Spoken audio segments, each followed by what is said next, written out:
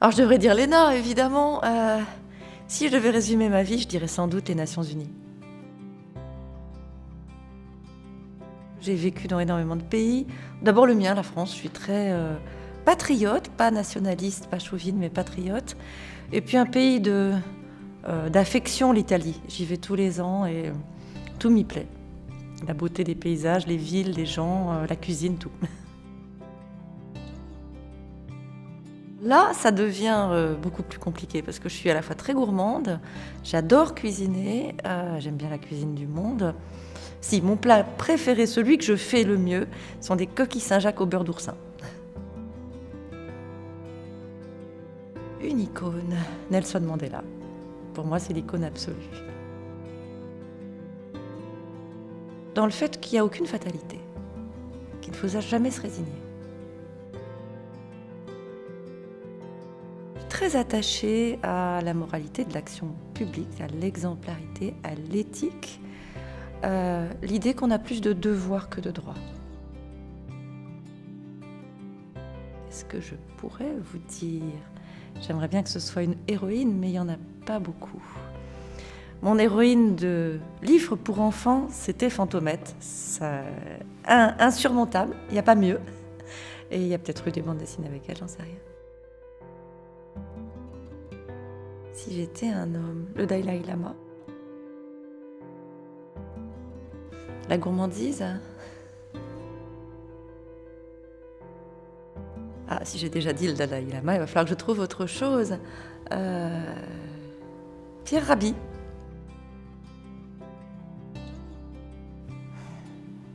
Celle de voir les gens heureux autour de moi. Ah, il y en a tellement, il y en a tellement. Évidemment, on peut rire de tout, mais pas avec n'importe qui. C'est celle qui me vient à l'esprit, mais il y en a beaucoup d'autres. Alors, à vrai dire, pas grand-chose. Voire rien. Inavouable. Le contraire de ce que je prêche. Mais tout avec plaisir, donc c'est pas grave. En n'essayant pas d'être le meilleur, mais de donner le meilleur de soi-même. La diplomatie, il faut avoir une très grande curiosité. Il ne faut pas que cette préparation soit un effort, une peine, parce qu'à ce moment-là, on s'est trompé de voie. Il faut que ce soit la satisfaction de son appétit. Avec énormément de clichés, mais nous sommes parfaites. Vu des Américaines, nous n'avons aucun défaut. Nous ne grossissons pas, nous ne vieillissons pas, nous savons nous habiller, nous coiffer, nous maquiller.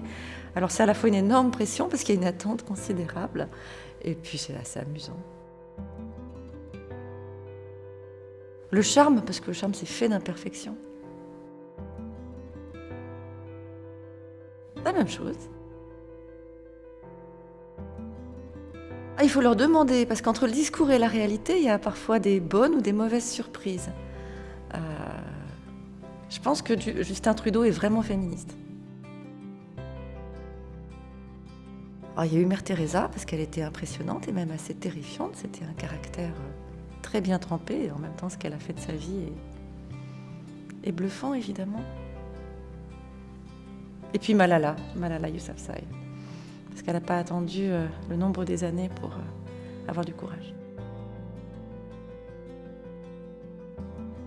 En se concentrant sur ce qui est vraiment important, c'est-à-dire la performance, la valeur ajoutée. À quoi sert ce que je fais? Est-ce que je fais une différence? Si la réponse est non, il faut s'en aller. Ça dépend, et elles sont toutes pardonnables. Parfois trop en faire, ou penser que le protocole c'est quelque chose de très compliqué alors que souvent c'est du bon sens. Être attentif, être à l'heure, être courtois, c'est du bon sens.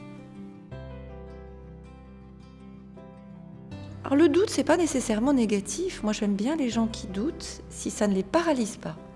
Être trop sourd de soi, c'est parfois risquer de faire des bêtises. Et puis ça peut être très antipathique. Être attentif au regard et aux conseils des autres. Faire confiance aux gens qui vous font confiance. Généralement, ils ne se trompent pas. Celui qui a envie de vous voir grandir et même envie que vous le quittiez. Celui qui veut vous garder comme adjointe, ça n'est pas un vrai mentor. C'est une femme qui choisit par elle-même sans se laisser dire ce qui est bon pour elle. Il y en a beaucoup, malheureusement. J'aurais tendance à dire l'Arabie Saoudite parce que tout est inscrit dans la loi. Il n'y a pas seulement les mauvaises pratiques, mais le principe même est celui de l'inégalité entre les femmes et les hommes.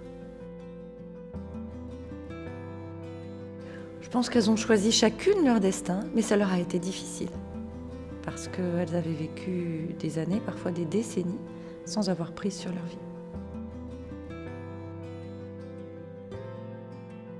La semaine du blanc en Afrique, c'est ce moment pas très joli où des expatriés ont renvoyé leur famille en France pour les grandes vacances et s'autorisent à considérer les Africaines comme des biens de consommation.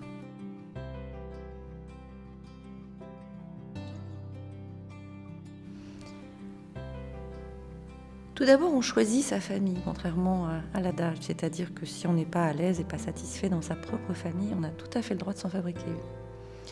Et je dirais même que c'est un bel objectif dans la vie, d'avoir la famille qui vous correspond. Alors soit elle vous a été livrée d'entrée de jeu, et c'est formidable, et si ça n'est pas le cas, ça n'est pas grave, et ça peut même être un moteur formidable aussi.